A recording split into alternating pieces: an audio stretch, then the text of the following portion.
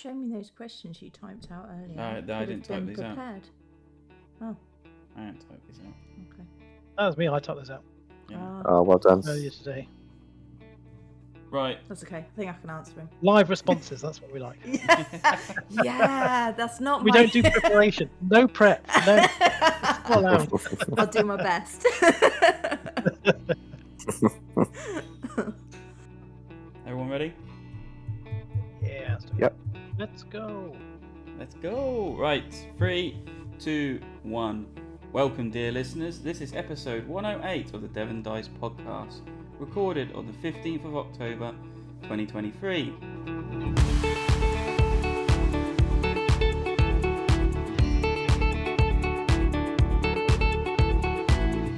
In this podcast, it's going to be mostly focused on our Essen trip. Well, mine and Claire's anyway. I'm your host, Joel Wright, of this podcast, and joining me tonight is Nick Shaw, the podcast resident board game designer and link master. Hello, everybody. And I found him. Dr. Lewis is back, the podcast classic board gamer. Hello, hello. And in the distance, you can hear Honey barking. I thought that was Lewis just responding in a dog's voice. What is a link? What is that? A link designer? Link master. Link master. I put all the hyperlinks in the script. That is true. Very good. Okay, I get it now. They're very useful. And we have a special guest on tonight. Woo! For most of the time, she's referred to as the wife, but tonight we can call her Claire. That's right, listeners. After surviving the weekend away at the world's biggest board gaming fair and returning safely, passports as well, Claire has agreed to make her debut appearance on the podcast and answer all the questions from the guys they can throw at her. About Essen, that is. Anyway. So welcome, Claire. Hello, Claire. Hi. Yeah, I never expected this. So it's a slightly weird weird situation. And she was all for it when I said, do you fancy doing the podcast? So yeah, welcome, love. Hi. I did have to consider it Interesting to before I agreed.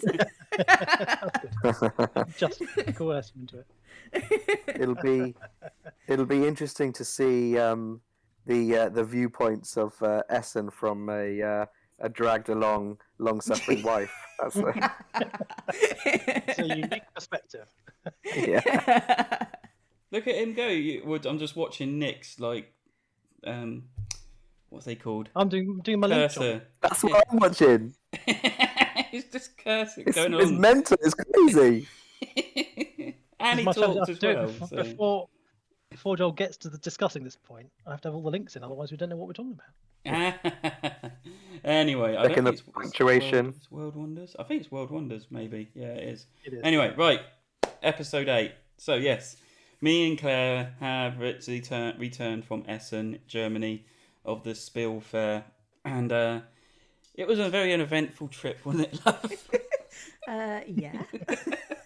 It was good though. We had a good time. It was very good. Yeah, it was very interesting. It was just the two of us because Lewis let me down again, as always.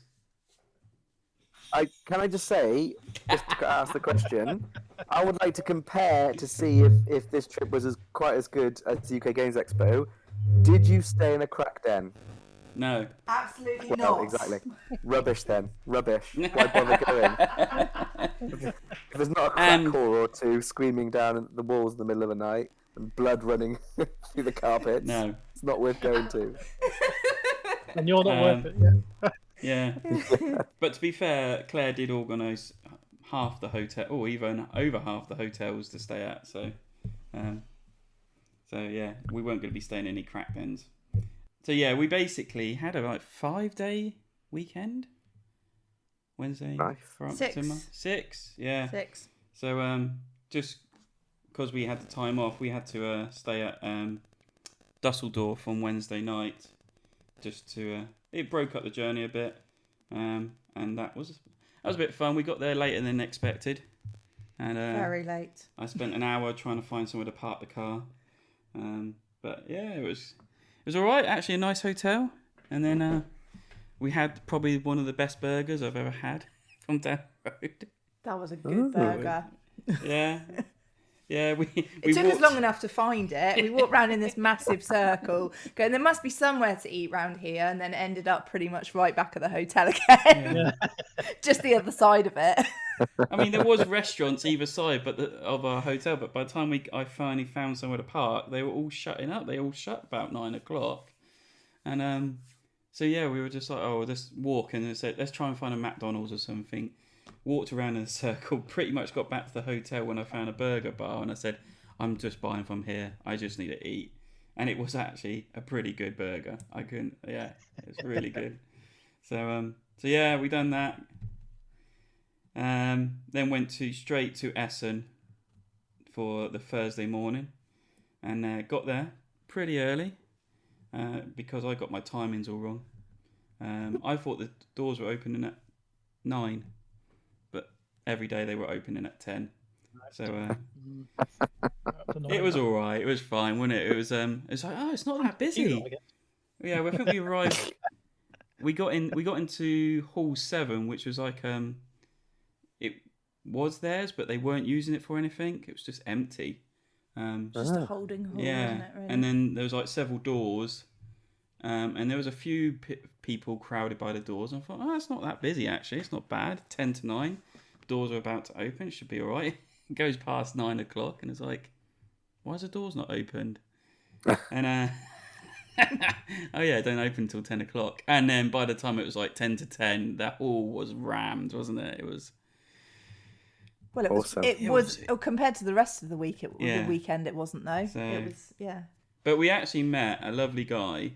Because there was a couple of tables there in the hall, and we sat there waiting. He saw our T-shirts I had specially printed for the trip, saying Devon Dice, and he was like, "Are you actually from Devon?" Yeah, I was like, "Yeah." He's like, "Oh, I stay in Torquay, quite a lot." Yep. And he goes, "Lovely place." I was like, "All right." He goes, "Oh, I'm gonna check your podcast out." And we had chatted all the morning. Yeah. So hi, Niels, if you're listening. Yeah. Having a good old chat with him. He only lived 40 minutes away from Essen, so. Oh, nice. Yeah. So yeah, hopefully we got a new listener, at least one from the T-shirts. We've doubled our listeners. Result. So yeah, and then the whole Thursday was a bit manic. It was busy compared to last time we went, Lewis. Yeah. It was very busy Thursday, Friday. Oh yeah, because last time it was the Thursday, Friday wasn't too bad, was it? And the weekend was crazy. And that's kind of what I expected, but I wonder whether now there's a turnaround in attitudes where people are getting there on the first 2 days to grab the hotness. Yeah. And then they're forgetting about Saturdays and Sundays. You want those hot games, you have to get there and quick, don't you? So yeah. They were quite good with the hot games though, weren't they? They seemed to have like a certain number each day. Certain places did. Oh, not every. There was a couple of stalls that. a couple of stalls actually sold out within the first day, and no plans or chances of getting back any more stock. Really? No. So, World Wonders, which is what I picked up for Sam. Luckily, he got a copy. I think sold out on the Thursday, and there was no chance of getting any more. And that was a hotness game. Yeah, that was the same as the UK Games Expo. All those hotness ones went flying, didn't they? Most of them, yeah. But I mean, everywhere you went, I mean, I can't believe the queuing. I mean, forget Locana, the Disney card game. That's a different entity in itself. But everywhere was that still there? Was it? Oh yeah. Okay. Why are people obsessed with that? I don't understand. Am I missing something? It's the promo cards you get from each fair. All right. So there's apparently they sell them on eBay for £100. Apparently, there's one guy going to all the fairs around the world to get all the promos. Or girl, I don't know, just a person. So, I mean, didn't realise people like Disney that much. I mean, like once you get over the age of 10, doesn't Disney lose a lot of its magic? Like, not. don't get me wrong, I don't mind a Disney film, but I don't love it. Like, Well, I don't mean, really get it. Well, the queue would suggest otherwise. oh, Well, it was the UK Games Expo. Yeah. I mean, the queue Saturday morning. We got there early because I wanted to get another game. We got there at 8:30, and there was already 50 deep in the Locarno queue outside the door, and that's an hour and a half before the door opened. Goodness sake! And by the time the don't get doors it. open, it was, I don't know, it could have been thousands of people queuing, and all day it was just queuing. It was like this snake almost, What's the wasn't there, actual of people? game? It's a trading card game. Okay, like Magic. Yeah, but what is it? It's based on something else, isn't it? Didn't they steal it from someone else? There's been like a whole like hoo-ha about that, wasn't there? The designer took the design from another. He left another company and took part of a design. Yeah, there was a lot of talk okay. about that, but I think that was resolved now. Okay. So what's the premise? Is it like Magic the Gathering with power and mana, and then you cast creatures and things? I don't even get it. Are you like I know nothing I don't know about if it. Nick can say more because I don't really know much about it. You are playing out the cards, which are all specially drawn pictures from all the different Disney films just for this. So they're all unique artwork Right. they're commissioned for it. You play Right. the cards out. They have certain ink value which you need to tap other cards in order to play them, and it's kind of like a Magic style game. Yeah, I don't know a huge amount about it. I've watched part of a playthrough. It doesn't really appeal to me. Yeah, I don't. But who is it appealing to? I've never thought of Disney being appealing to the kind of board game community. It's always been like, high fantasy and sci-fi, isn't it? That's the kind of bread and butter of the board game community. And then there's a few like hardcore board gamers who I'll only play something if it's got 1 million numbers and preferably trains. But outside of that, Disney, where's that come from? I think it's more of a hype build up to it It is a hype, and clearly an untapped market for a lot of people, apparently. Yeah. I mean, they've been giving away promo cards since they first announced it at the Disney conference thing they did, didn't they? Where only the invited guests actually got like the promo cards. And now every time they're like doing it at conventions, there's always a different promo card. So everyone wants that card to either add to the collection or put on eBay straight away. Fascinating. Pick up the promos, put them on eBay. Mm. £300, £400. The world's gone crazy from when we were kids, and you like collect Star Trek cards and all that jazz. When it's just a bit of fun. Now it's like almost like a business, isn't it? It's like go for such high money on eBay and stuff. It's like a job that people get collecting these collectibles. Like, well, Magic Gathering keeps game stores in business. Yes, it does. Yeah, but back in the day, that was mainly because people would go in to buy booster packs, and you'd buy a few a week, wouldn't you? Like, I had a bit of Magic years and years ago when I was when I was like 10, 11, and then, but you'd never you didn't. Now you go into a shop and they've got every card. You can buy every individual card for a small mortgage, and it's I don't really. Defeats the point, doesn't it? Yeah. And if you're at the top of the game, you can make money from it as well. Yeah. How strange. Well, people enjoy it, I guess. And they enjoy it. And they're clearly enjoying Disney. Right, moving along. Anyway. Oh, we miss you, Lewis. You need some luck. He really does drag this out. Anyway, talking of trading card games, I did actually play one there, and that was Star Wars Unlimited. So the new Fantasy Flight trading card game. Was that the one? That was at the weekend away in Devon? No. There's another one. That's a deck building game. So right. And so basically, Fantasy Flight are using milking the cash cow of Star Wars that they got the IP for and releasing a trading card game. I liked it. It's very similar to Commander in Magic Gathering, where you've got like a commander. Can't remember what they called them, hero, whatever. and you've also got a base, and you're basically trying to destroy the opponent's base. You can have space battles and ground battles, and at some point your hero that's in the middle has a passive ability throughout the game, but at some point they can actually come out onto the battlefield and start doing damage as well. So yeah, I quite liked my little play of it I got. Be looking forward to when it actually comes out and actually trying it for proper. But yeah, I'm surprised it hasn't had as much buzz as no. Father. Things that Disney own Star Wars as well. Yeah. I would have thought there were more Star Wars Uber fans than there are Disney ones. That's what I mean. So weird. That's my whole thing. That's why I can't understand this Lacana thing. Like, although Lucana can play up to 6 players, whereas Star Wars 1 is just 2-player like Magic. does that change it? That's Does the it? only difference. I don't know. Is that the big thing that they've done? They finally cracked a game where, like a card game that you can play like that, like Magic, etc., where you can play, but you can play with multiple players and it works. Is that the thing? Is that their thing they've done? No, it's still 2-player. No, with No, Disney. I mean, Oh no, Disney. I don't know. I don't know actually. No, we haven't played it, so we don't know. I've only seen the playthrough of 2 players, so I don't know how it plays. I reckon it's only 2-player as well. It claims it's 2 to 6, Lucana. Oh, does it? So Thursday was quite manic because I was running around like a headless chicken picking up the games that I wanted to buy. We did eventually stop and play Ticket to Ride Legacy, which brilliant. Claire really wanted to try. What we saw of it, I don't think they revealed too much. It was more or less... Did you see much of it? You were falling asleep.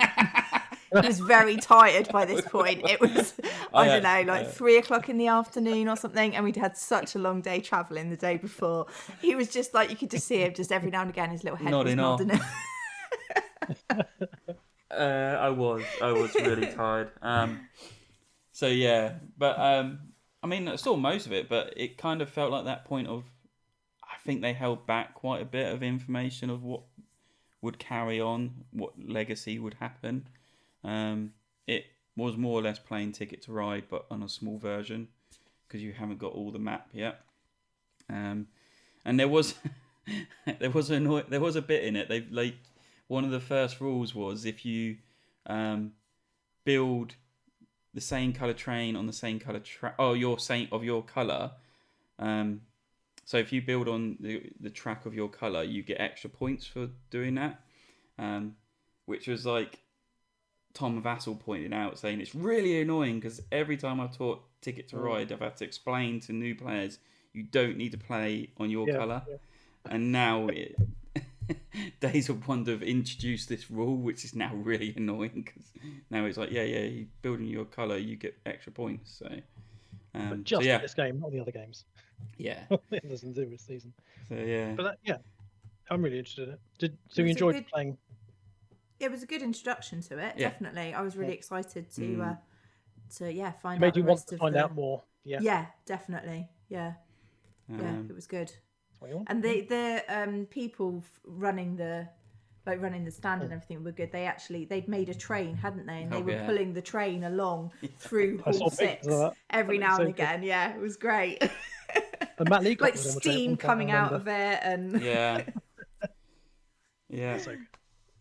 Apparently, the guys that done Heat were also there at some point, and they were on the teasing. Train, No, at the at the Spiel at Days of Wonder booth, because I think they were teasing, not much, but like the expansion coming out. So nice, yes.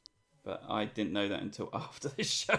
I just looked back at Twitter and it's like, okay. I've nothing about that. I'll look it up. So yeah, apparently just little teases on Twitter that was saying, so 7 cars, kind of thing. Oh. So yeah, so not introducing. I do like Heat yet. That after that we decided to go back to our new hotel, and that's when the antics of the evening unfolded. Not in that way, right? So we were planning on going out in the evening to Paul Grogan's get together. That was at the pub. So we thought, right, let's go back to the hotel, get checked in, have a nap, and then we'll go out. So we did that. we woke up a little bit later than we expected. We said, right, let's get ready and go out. And I was like, where's my bag? So I've got this man bag, like the English men like to carry around on holiday. And in that bag was... Hang on. What's up? Sorry. What English people like to carry man bags around on holiday?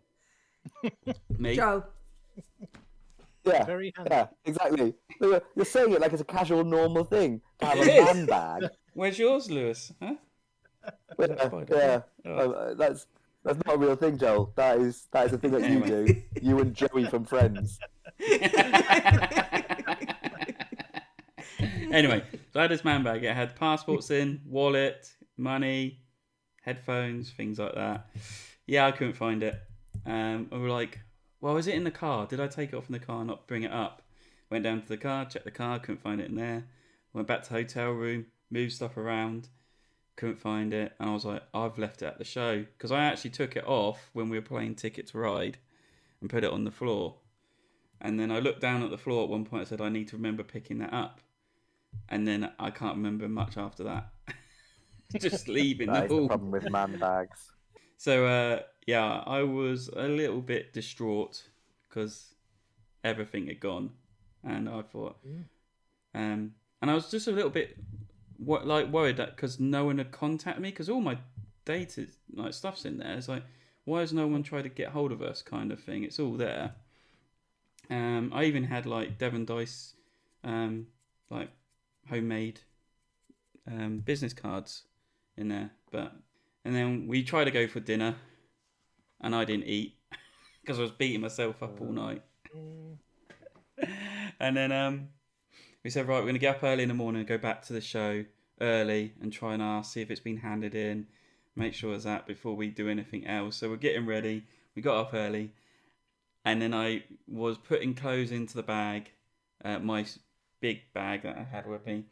And as I moved it forward a bit to put clothes in, my little bag just fell from the wall that it was pushed up against with the other bag onto the floor. And I was like, what's that? Goodness. Where did that come from? You did man searching, didn't you? Your man bag. Yeah. Your man searching for your man bag. Yeah, quite literally. It was quite literally under my nose the night before because I actually had unpacked that whole bag and put all the stuff back in, reorganised, and didn't see it at all wedged up between that bag and the wall. It's just that's unbelievable. So... This is why men don't really have man bags. Can't be without a good man bag, Lewis, on holiday. Especially when you're wearing your swimming shorts and you can't put your wallet anywhere. Oh dear. Just cut that bit out. Tumbleweed going past. Anyway.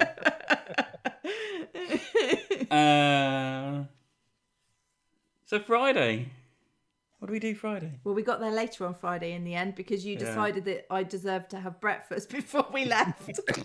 After the whole kerfuffle of the bag. It wasn't even a great breakfast. It was but terrible anyway. breakfast in the hotel. €10 but for a bit German of... breakfasts are terrible. Solid, hard, stale bread. Yeah, bit of ham and cheese. Yeah, awful. Yeah. Germans ruin breakfast. They do lots of other things very well, but not breakfast. Breakfast is my favourite meal as well. It's a travesty. Yeah, that was the only morning we bought breakfast. Because I'm not paying that again for that. That's ridiculous. So, and the guy, that hotel, he was. I didn't like the guy that was running that hotel. He was really obnoxious. Our aircon wasn't working. So I went down to him and said, it's not working. And he was like, oh, you need to press buttons. I said, I've pressed all the buttons. It's not working. It's just saying something. I can't think now. And he was like, oh, well, you just need to press and hold this button. I said, done that. It's not working. He says, well, I can't get anyone out until tomorrow to look at it. I said, fine, just make sure you book someone in. That's fine. I said, can we have some extra pillows, please? Because they seem to give you the thinnest, weakest pillows. And only one each. And one each. So they're like, he's like, And then he goes into the big huff and starts like, must have been swearing under his breath in German and slamming stuff on the desk and walking off. And I was like, I've just asked for pillows. There's no need to be like that. How bizarre. So, You yeah. went to the best hotels, Joel. Oh, apparently so. This was the one I booked, actually. Yeah, that was the one you booked. And they never fixed the aircon the whole time we were there. Luckily, we'd put a little fan in the car that did actually work quite well, because otherwise we would have been hot. That little mini heat wave. Yeah. It was actually quite hot, and the fan actually worked quite well. So, Friday we got there late. We had to then park in Parking 10. Remember that, Lewis? It's like 10 miles away from the convention. You have to get the shuttle bus in. Oh, I was trying to remember about the parking. I remember it when you mentioned about not finding out to park the car. I can't picture where we parked. So yeah, basically a massive big field that's used as a car parking venue. Yeah. And then you have to get a shuttle bus in from there. You could walk it. It takes an hour. And it pretty much took an hour on the bus because it was so busy. It was really busy, yeah. I actually think Friday at Spiel was busier than any other day we were there. It was really busy on Friday. It was really difficult to even sit down and demo any games on Friday. Yeah. Because it was just so busy. We struggled. It's probably it's that combination, isn't it, of like people, they can take the Thursday and the Friday off is a bit much, but you can take the Friday off and then try and beat the weekend rush. And so now the Fridays become the rush. Yeah. But yeah, it was definitely much busier. It was really difficult to get to any stalls and do any. Yeah. I mean, we just took opportunities. If we saw an empty table, we just sat down, didn't we? Even if it was a game we didn't really know, we were just like, let's just sit down there because we've had enough of walking around. So we actually played one. I thought of you, Nick, straight away. It's called Unboxing. It's called Unboxed. And it's basically it's a game games within a game. So you're basically archaeologists and you've discovered like these ruins, and there seems to be lots of little games hidden in these ruins, and you've been tasked by your professor, a lead person, to basically work out what the game is, and so you got to work out the rules, how it works, and how someone wins or things like that. It gives you those kind of objectives to do. And so, yeah, I mean, I pretty much, like, it was only game one. I pretty much got game one. And when I told the person running it, I said to her, it's like kind of flip over two and get a match, or is it just flip one over and put your counter on it? And she must have misunderstood me, because she said, no, you've got that all wrong. It's not like that. I was like, oh. So we sat there for ages trying to figure it out until I looked at the rules. I was like, oh, I was right. It is. You basically flip over a card and put your token on it, and whoever's like flipped over the most points wins the round, kind of thing. It was quite simple, but there was like 10 or 12. 12, I think it was. 12 little games in this thing. A really small box as well. So yeah, and then like the games are pretty playable as well. Like, I wouldn't say there's a lot of replayability in them all, but there was, that first one was actually, you could actually just take that to the pub and play that quite easily. So, but yeah, so it was things like that. We sat down and just like wherever we could and had a breather, because it was massive. The halls, it just felt like you're walking forever, wasn't it? Hall 3 was the biggest, busiest all the time. It was just stupid sometimes. You just couldn't move. And that was because they grouped all the publishers into like styles in each. Yeah. Was it so? Hall 3 was the strategy games. Yeah. Yeah. So all the gamers games. Yeah. So all the big names were in there, and things like that. But there was some weird kind of random things. Like I said to you, Nick, like Osprey Games was put into Hall 1. And it's like, why are they being put in a Hall 1? They're kind of like strategy board games. But I think they kind of thought it was wargaming and miniatures. And yeah, they do a lot more wargame, I think, from their historic. Yeah, didn't they? I think RPGs as well, didn't they start branching into? And then they've got that World War II game as well, haven't they? That they just release more and more stuff for that. Yeah, so they got David now. Thompson's Undaunted. Undaunted series and his Undaunted, that's it. Went around. I can't remember what else we played and look at my we list. played Sweet Mess on that day as well, because we saw Tom Vassell, didn't we, playing it? Yeah. When we walked past the Dice Tower, and I was like, "Oh, that looks quite cool." Had a little moment of, "Oh, look, that's Tom Vassell. I've seen you on Joel's laptop."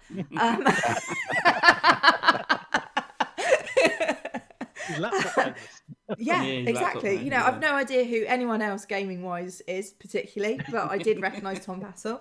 And they were playing Sweet Mess, and like Claire was like, "Oh, that looks interesting," kind of thing. That looks fun because it's bright and colourful and didn't look too complicated. So we went over to the booth, which was only a few rows down, and luckily a table came up. So we sat there and gave it a play, and quite interesting thoughts. Claire came out with goes, it was all right, but don't see much replayability to it. Yeah, I kind of felt like it was one of those that if you were at a gaming weekend or something, you'd play it and you'd be like, yeah, that was good, but then you wouldn't really be bothered about playing it again. Probably would have been good to play to the end because we were just doing a demo, so we only did so much. So, you know, it would be good to play to the end, but for me personally, I just didn't feel like it was one that I would repeat play. So yeah, just wasn't. I don't know. There wasn't really enough to it, but then maybe that's because we didn't get all the way through it. I don't know, but no. Yeah. Oh well. It can sometimes be hard to get a full appreciation of just a little demo, can't it? It's a little. Yeah. Okay. But sometimes you can get enough. Yeah. Can't remember what else we played. Oh, we did. It's monkey. Yeah, we did the monkey throwing poo, didn't we? Had to be done. Yeah, that's why I couldn't find it. I can't remember what the name of it is. I have to look back over the photos because Claire. So Claire's a nurse for poo problems with children, and she's obsessed with games like that. So as soon as she saw it, she's like, I've got to play that game and send pictures back to the girls. Yeah, sent the girls some awesome pictures of me squeezing the poo out of the monkey's bum. So the idea is you got this tree that's got lots of things propped on it. Oh, it's in German. I don't know what that says. Is it monkey see, monkey poo? I don't know. I would like it. 2023 game. Einfach affig. If anyone's any good at German. So you got this like cardboard tree and it's got all stuff propped on it and hanging off of it. And then you've got this big monkey plastic model and you've got to push down his tail, I think it was, and it kind of plunges through this plasticine poo out of its bum into his hands, and then you catapult this lump over at the tree and try and knock over the bananas and whatever else. It's stupid, gimmicky fun. It's a kid's game, but it was funny. And Claire got a good giggle for 5 minutes out of it. And I got to sit down and rest my broken hip. So yeah. I think that was the last one we did on Friday. We didn't get to play much on Friday because it was just so busy. Yeah. I mean, I did go back in quickly. So I took Claire back out into Hall 7 and sat back out those benches and left her there for a bit. And I went back in and picked up a couple of games Sam wanted. And came across Amelia's Secret, which is basically a escape room in your home. Oh, cool. So you get all these big A3 cards, and they'll tell you where to put them around your house, like stick it to the wall, on the table, on the carpet in the corner or something like that. And then you use AR on like your phone or your tablet, and you go through the process. You wave it over the card, and then it will pop out a real image of that item you're looking at, and you can interact with it. So like I came across some drawers, and I slid a drawer open, and in it was a little bit of paper which I collected, and then he showed me that. Oh, look at the book now. So I opened up the book that he showed me on the tablet, and then there was a page, like part of a page missing. So I put that bit of paper back in, and it gave me a code to use somewhere else. So I was like, oh, this is quite cool. So this is that's coming up on a Kickstarter later on. Yeah, that's cool. So you can interact with the AR. Yes. Like I said, like a set of drawers popped up on the screen, and I could open each drawer and move stuff around on top and things like that. I've not seen AR do that. It is really cool. No, it was really good. I've got some images and video of it. Maybe can't remember now. Cool. So yeah, that was like all things like that. Always like being hustled kind of thing as you walk by stands. Yeah, it's nice. That's how you find the serendipitous games, isn't it? Yeah. You just happen across them. Yeah. Oh, we did because that was Friday. We did Bridgeton, the board game. Was that on Friday? Yeah, we did.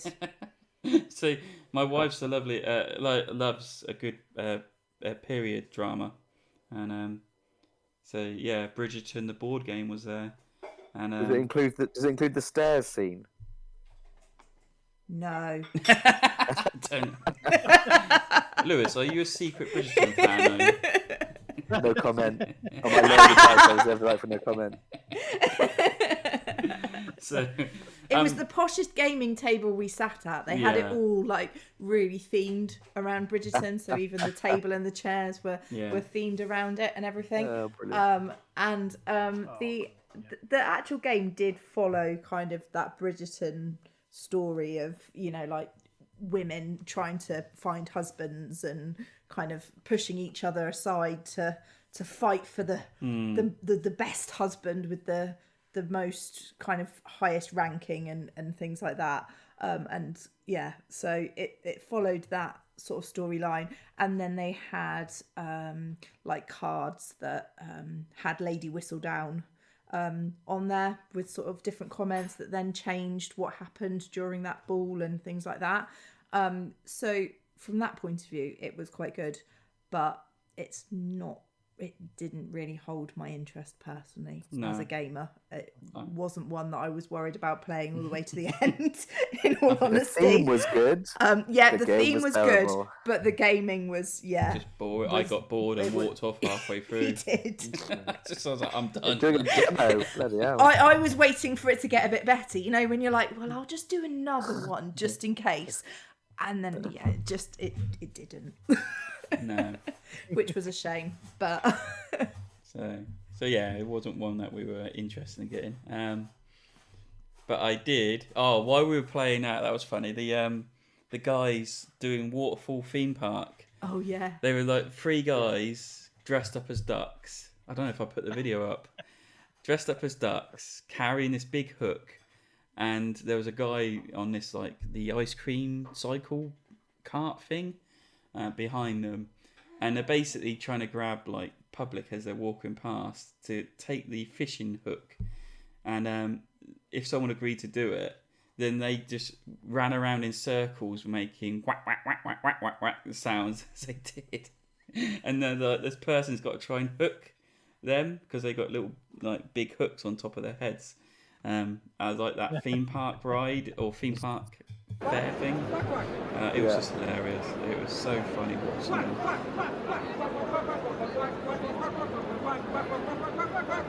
At one point, this woman was like couldn't catch any ducks. So they were running out of quacks by that time. And they were actually trying to grab the hook and trying to put it on their own loop.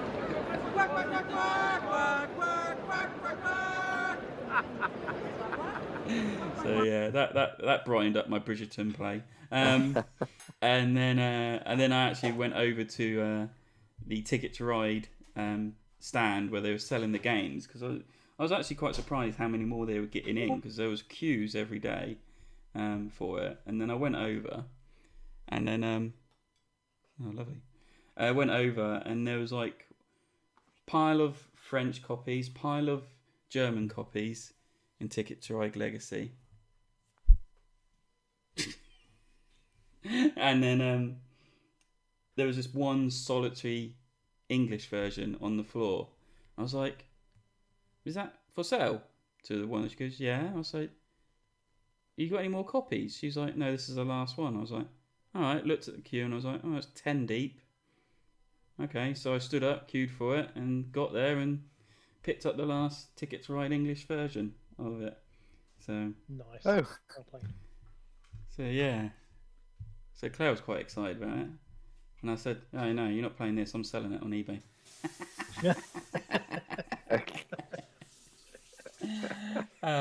With all your Lorcana swag. Yes, it. All my queued up for Locana and got all that, so yeah. That was pretty much our day then after that. Went back. We played, so I picked up Forest Shuffle from Nice.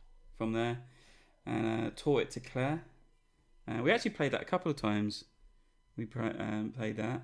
And on the second game, I realised Claire was playing hardcore mode. I've done a good job of making up my own rules. I blame the teacher. Everyone does. Yeah, isn't that the truth? So What were you doing that was wrong? What was it? I was matching. So everything around the tree had the same symbol. Yes, that's what I was doing. That is ultra hardcore mode. Wow. Yeah, it was. Yeah. And she beat me the first night. Yeah, the first night I beat him and I was playing ultra hardcore. Do it. And then we realised halfway through the second game on the next night. So she said, how can you get away with putting that on that tree? And I was like, what do you mean? She's, but the symbols don't match. I said, they don't need to match. She's like, oh, that changes the game. I said, I told you they. She's only because she must have got confused because there is like when you're paying the cost of some cards, they if you pay of the same symbol of what you chuck into the table, you get a bonus reward for doing that. No, I don't remember being confused. I honestly thought that was the rules. Okay, then fine. So yeah, and after that she found the game pretty easy to play. So I could put this anywhere. This is like really easy. So it was a good game though. Yeah. It is a good game. I need to play it again without the hardcore rules. So yeah, we so there was one game I really wanted to get hold of, Sky Team, and there was only 300 copies every day. So I missed Thursday, missed Friday, and then I said to Claire, well, we'll either go in early on Sunday morning and pick up a copy, and that chance you might be able to like have a rest on Saturday or things like that. But she actually said, no, let's do early Saturday morning, queue up, and then we can have a line on Sunday and not come to the show on Sunday, which I thought, okay, fair enough. So we got there at 8:30. That's where we witnessed the there it is. Witnessed the queuing for Locana, and we queued up. We were like one of the first ones in the queue. Yeah, there's only like 3 door people in there. Yeah. But it's amazing how much queue jumping happens. They just sneak in as well. Yeah. You don't even notice it. They're like ninjas. And it was like, I went off the toilet, I came back, and I said to Claire, who's these clowns in front of us? She was like, I don't know, they just turned up. And it was quite literally, like, people were just walking up and trying to stand right at the front of the queue, and no one was saying a word. That's Europeans, mate. Europeans can't queue. A well-known fact. I'm not saying a word. Anyway. And then the doors opened, and I just ran because like it was a big bundle for the Sky Team booth, and I left Claire behind. I don't think she even moved. Did you? I did. Oh, you did walk through. But I took my time. I held a few people up behind me, and I went for a lovely little wander through the halls whilst they were nice and quiet. It was lovely. And even when I got to the booth where Sky Team was, I was having to put my elbows out because people were just kind of like pushing past. It was unbelievable. There was like, you could see I was exactly in the queue for that game. It was only like 5 or 6 people in front of me, but people were literally trying to come past me, and I had to put my elbows out to like say, hold on a minute, I'm here. And then there was like, they were going through, so 1 copy each. And he was like, oh, I need to get 2, 1 for my mate. He goes, no, 1 copy. You need to bring your mate along, kind of thing.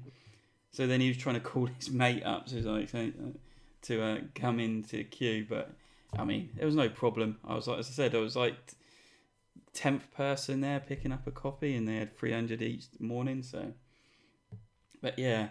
And it wasn't the first time we've seen people pushing.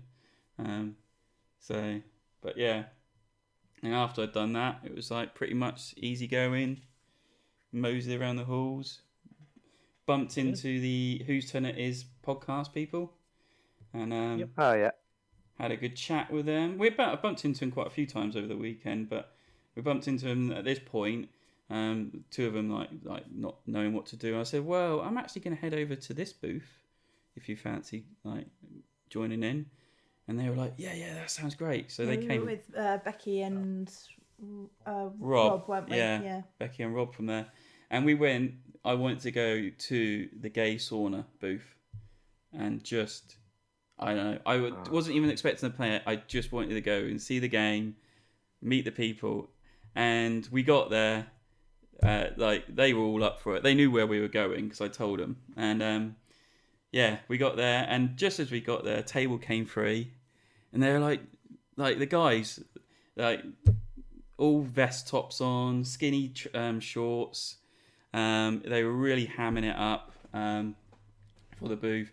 There's like a big party going on, and this table came through, and they said, "Do you want to play?" And I was like, "Yeah, let's have a play," kind of thing. So we all sat down, didn't we? Yeah. It was great. It was hilarious. The 4 of us sat down, and then these 2 girls sat down at the end of the table with us.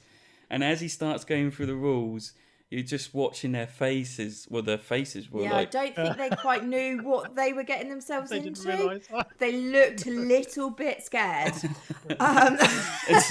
Especially with me and Rob really kind of playing along with it, kind of thing. It was just, it was hilarious. They made some excuse, didn't they? They disappeared off. They didn't start playing.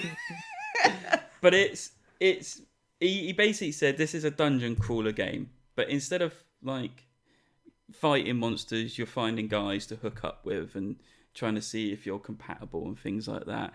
And it was just like that. Like each round there'd be a scenario. Like the first one was like, steam room. So if you didn't quite hook up because you didn't roll the dice properly, then you could re-roll and see if you hook up. And if you do hook up properly, then you score that guy and you put them next to you and things like that. It's basically Munchkin. It's terrible, isn't it? It's just it's not terrible. It's asking to be cancelled, isn't it? It's just I don't understand how that game has made it as far as it has, like without Twitter cancelling it. Twitter won't cancel it. Elon Musk is running Twitter now.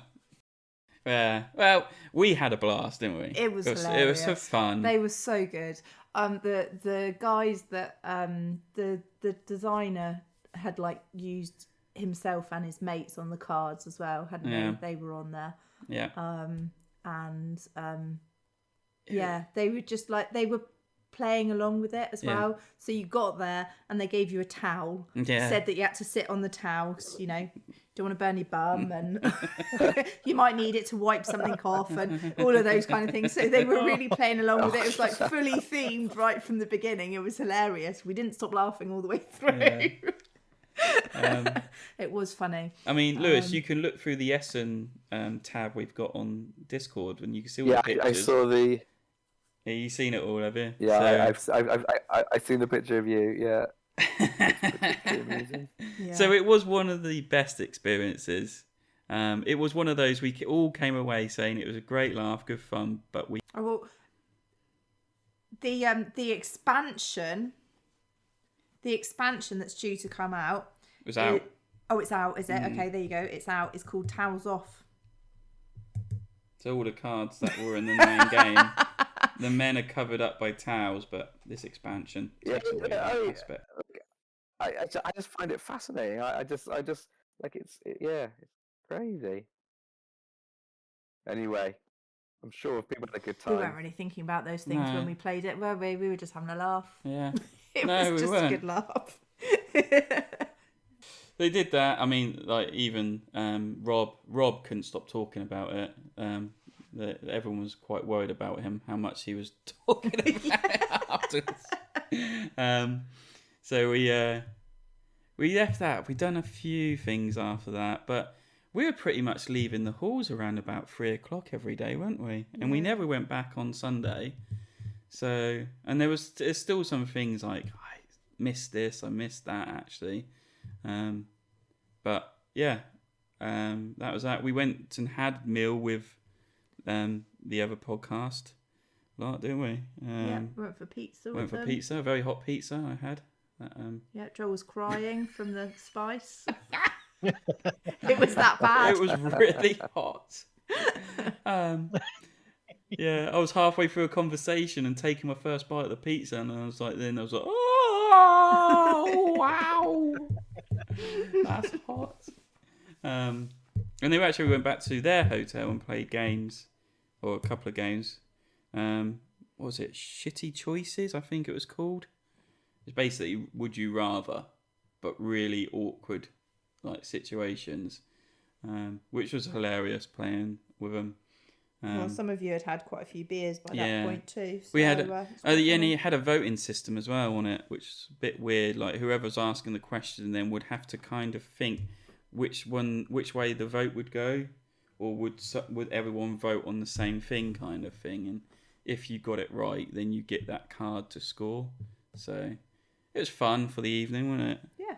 It was good. We had a good time. And they had the other version, which was Shitty Friends, which is basically asking the question out of a group of friends who would, I don't know. So things like who would be the most likely to, I don't know, have sex with your husband. It sounds like a sleepover rubbish games from the 90s. Yeah. With like the phone. Yeah. Dates. It's one of those that you... Hot date.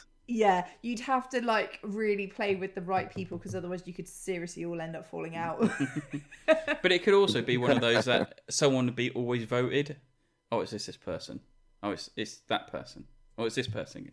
And it's like, you know, there's always got that one group, that person in the group that does it all kind of thing, or be voted for. So yeah, they were going to play that on the car journey home. I was like, okay.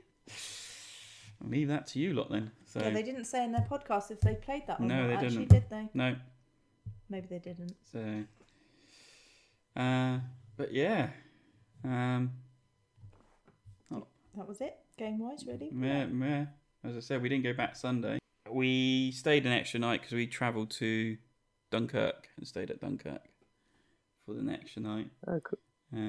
Which was nice. Is that where you got the ferry? Yeah.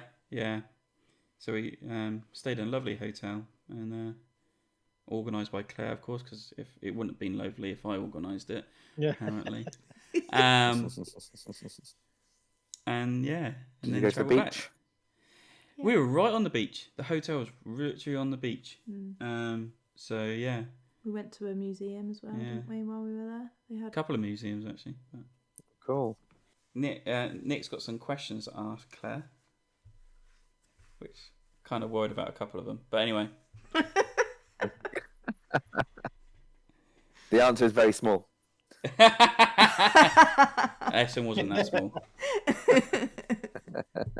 So go on then, Nick. All right. You could just read off the screen, but I will read them out for you. So, overall impression of the convention, Claire. What did you think of it as a whole, as a convention? I don't know if you have a frame of reference for. Well, I've been to UK Games Expo quite a while ago, but I haven't been to UK Games Expo. I enjoyed it. It was really good. There was a lot of walking, and not very many places to sit down, which when you have a dodgy hip was quite hard work. But lots of it is I really missed the sit down and play a game element though. Just meet up with people and just sit, or even new people, and just sit down and play a game, just to kind of break it up a bit, really. Other than that, I'd probably, if I went again, I would probably take some noise cancelling headphones or something, so that when it does get a bit much after a while because of the noise. That's a good idea. So just to kind of get a little bit of peace for a while. There's a constant rumble going on in every hall. Yeah. Even Hall 7, which was like quite a quiet hall, it was like a constant, just a drone. And even when you get outside, it's like, I did. So quiet. Yeah, I did notice quite a few people had those earplugs that you can get, that kind of help to cancel out some of the background noise and things as well. So I would probably do that. But otherwise, I really enjoyed it. I thought it was great. All the some of the bits that the stands put on, like the train for Ticket to Ride and things like that, just made it, made it fun. And it wasn't like, I wasn't sure exactly what it would be like, obviously, because it is so massive, and I do like to board game, but I'm not I'm not as much of a gamer as Joel is, for example. So I guess there's probably lots in there. Pardon? Not Die Hard. Not Die Hard, no. Definitely not a Die Hard. No. So there was definitely a lot of things in there that just went over my head that I had no idea what on earth was going on. But there were things that I knew I did want to go and see, and I managed to, to go and see them. And everyone was really friendly as well. Everyone was lovely. The app really worked. So you could download an app on your phone, your tablet, and it had the hall plans on it, and like I printed out all the hall plans like I've done previously, and list of games I wanted to see. But it sometimes got, because there's 6 halls and you got several bits of paper of like games, it was like getting a bit kind of messed up. And in the end, I started going on the app because I needed to find certain stands. What I didn't realise until probably Friday-ish, maybe even Saturday morning, is that you can favourite all games and stands that you want to go to, and then on the pool plan, it will actually put the stars up and the locations, and actually like highlight where to go. And then I think you can even plan your route by clicking on like navigate to, and then you select what stand you're at the time, and then it will tell you how to get to the stand you want to get to. I never actually used that thing, but that's how I kind of looked at it, and I was like, I wish I'd known really how this worked better before I started the convention, because I could have utilised that far better and probably been a bit more efficient with my with like going to it kind of thing. So hopefully they build on it and not break it, but really make it work. And if I go again, hopefully it's there still to be used, because you need it in a place that big. Brilliant. But yeah.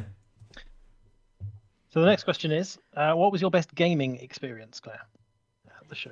It's got to be Ticket to Ride Legacy, just because even though it was really simple and it wasn't an awful lot different to actual Ticket to Ride. Like, it just left me going, I want to play more. Whereas lots of the others were like, nah, not really that bothered.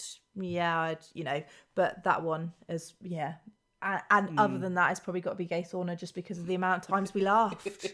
Really? Just because it was hilarious. It was. I mean, that is a standout moment. Yeah. I mean, it wasn't a great...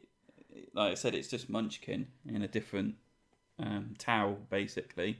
But I mean, good. whole thing, I thought these were my questions. I know. Oh, I'm gonna answer it, but the best game I had was finding my passport again. That was like the best game experience. Best experience. Yeah. That was probably my worst experience. Well, that's the next question. Yeah, I know. You losing your worst passport. experience. Yeah, you losing everything. Oh, really? You didn't see Although it actually, matter. I wasn't that stressed, to be honest. No, you weren't. I was just, I was kind of at the point where it's like, well, what can you do? If it's lost, then we'll just have to deal with it in the morning. But yeah, it was more that you were really stressed. I'm trying to think if there was any other worst experience. I mean, it was like the worst 12-hour period I've probably been through, kind of thing. And then the relief and the joy of actually discovering it again. It's like, it's been here all the time. Yeah. Oh dear. Wasn't there a stall that we queued at? We queued in a queue for a really long time, and then the game that you wanted wasn't even there. No. There you go. That was my worst experience. You stand in a queue, and it's not even for what you actually are looking for. So that's probably where the app could have come in useful, because I was looking at a bit of papers, and on the list of games they said... Oh, that was Forest Shuffle, It was Forest Shuffle. Yeah. They said Hall 6 at this stand. So I was like, we'll have to queue in this, and if you don't mind. So we queued. It was about 20 minutes, I think. We get to the queue, and they stopped us, to the front of the queue, and they stopped us, let some people do what they need to do. And I was looking in there, I was like, well, there's Forest Shuffles in there, but it's German. So I was trying to look around the stand because it was enclosed. I couldn't see any more. So we went in, looked around, and I was like, do you have Forest Shuffle in English? And then, go to the next stall over.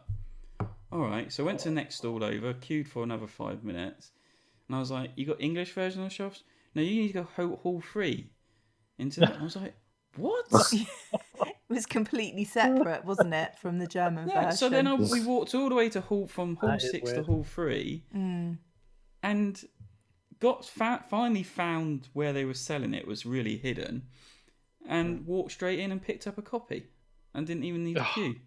I was like, this is unbelievable. But if I'd used the app, it actually highlighted there was a second or third stand to go and get it from.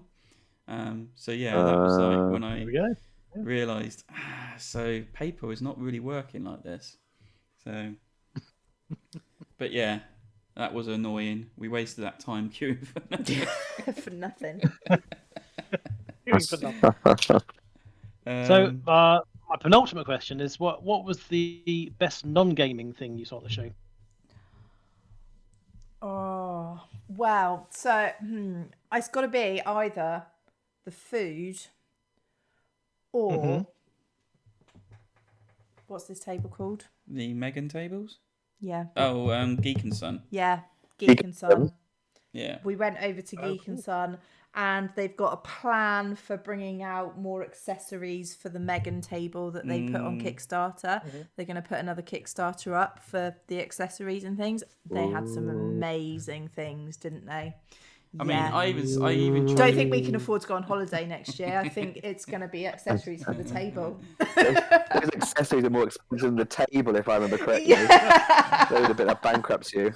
Yeah. So the table, it's only 50p, but you want a cup holder? Oh, they're three grand each. Yeah. Yeah.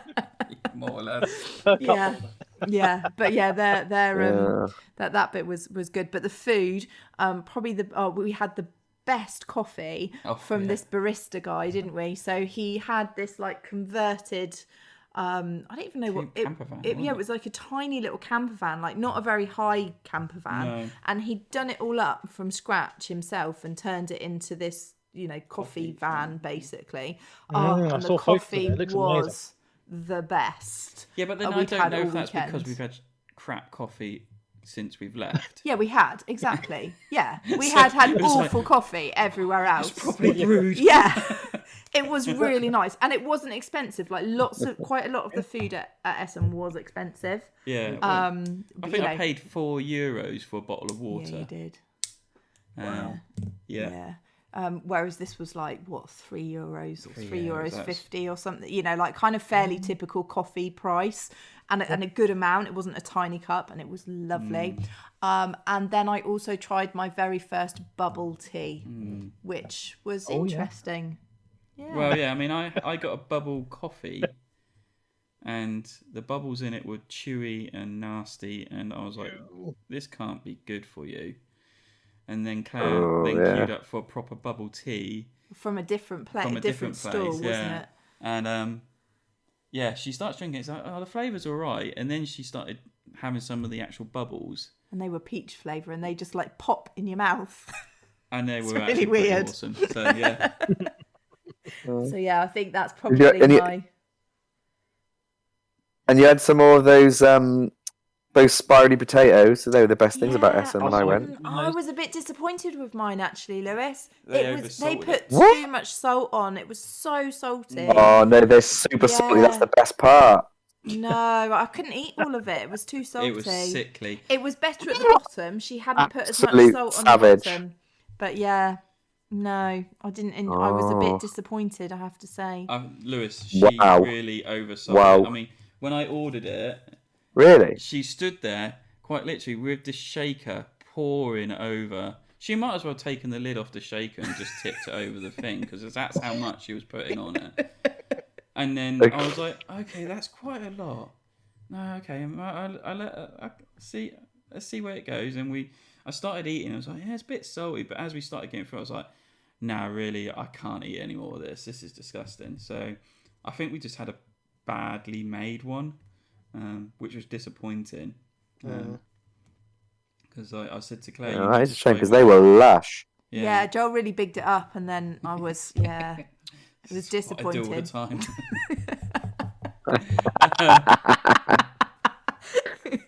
Yeah. Do you need a tablet for that these days?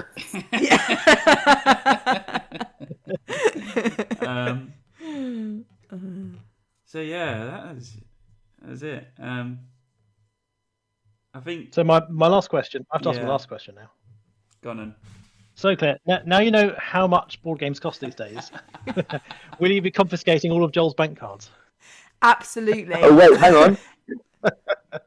Quick aside, I was very pleased with this. In the last Amazon sale, I picked up Wingspan for 30 quid. Bargain. Good deal. Very nice. An old school board game price. Yeah, that's pretty good. Sorry, Kyle. Deluxe version, though. I nearly fell on the floor at some of the prices, honestly. So before Essen, other than the odd couple of games, I might have a bit of an idea of how much they cost. Otherwise, I just try and ignore it because it keeps Joel quiet, and you know, he's got his thing, you know. So I just ignore it. Now I'm looking at the board game collection, going, "Geez, like I could probably buy another your house pension. with this lot."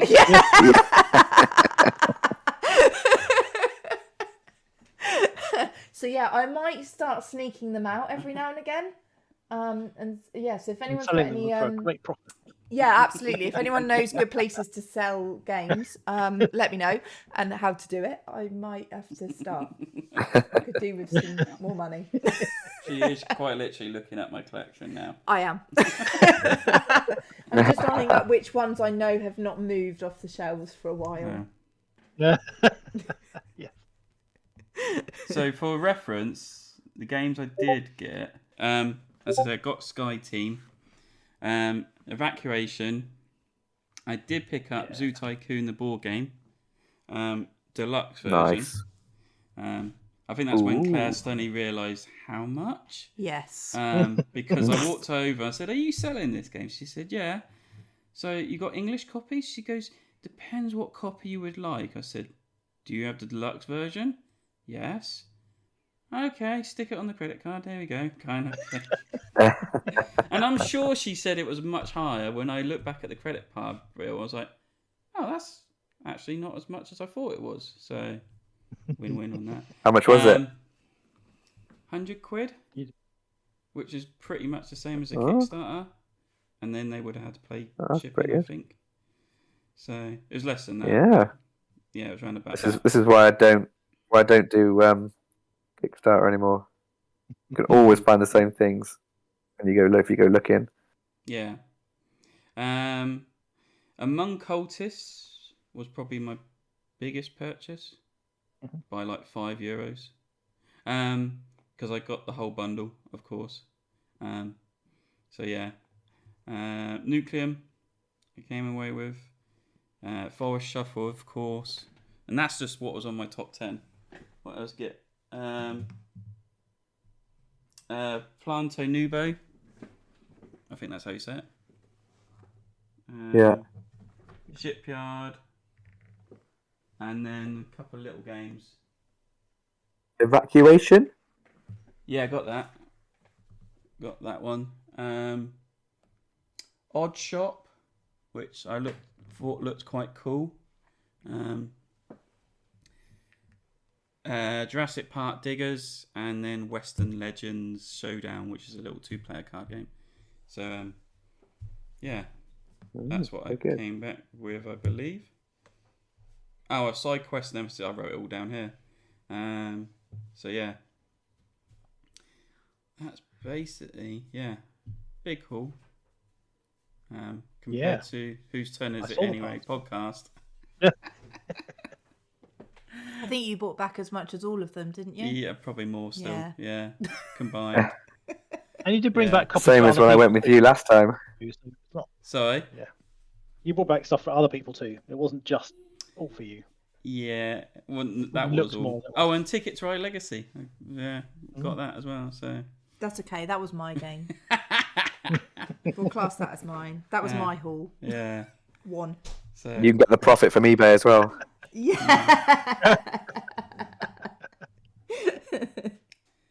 So yeah, I did stumble across Theme Park Mania, the Kickstarter that we talked about on the last podcast before coming out.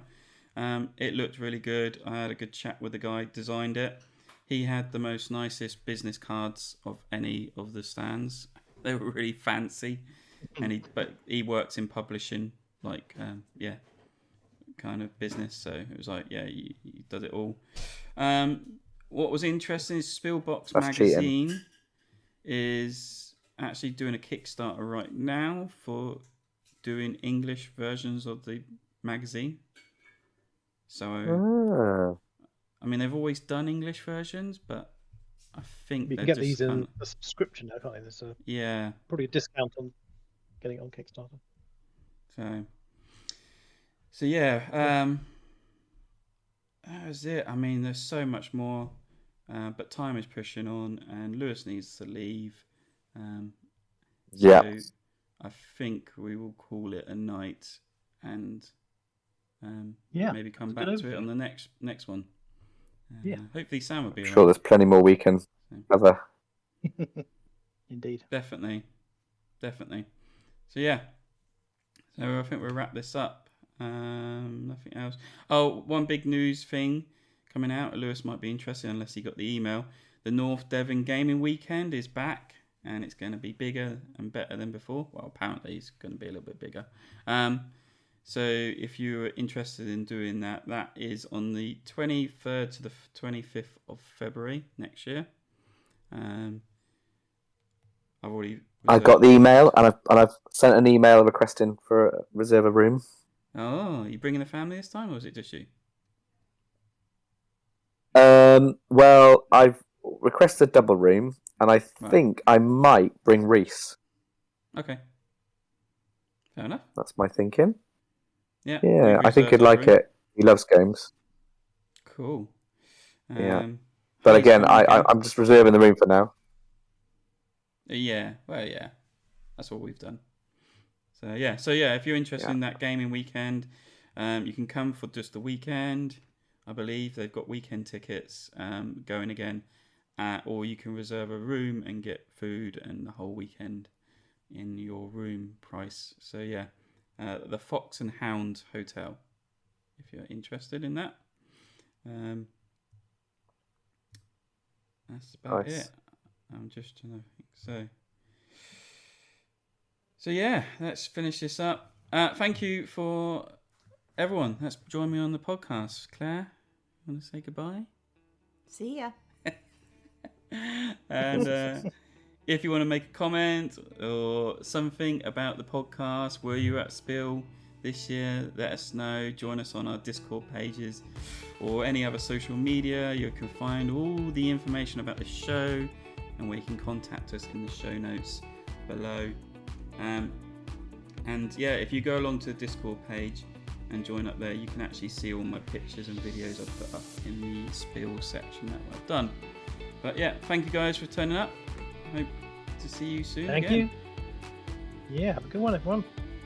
Yeah, thanks very much. Bye. Thanks for joining us, Claire. That's all right. Thanks for having me.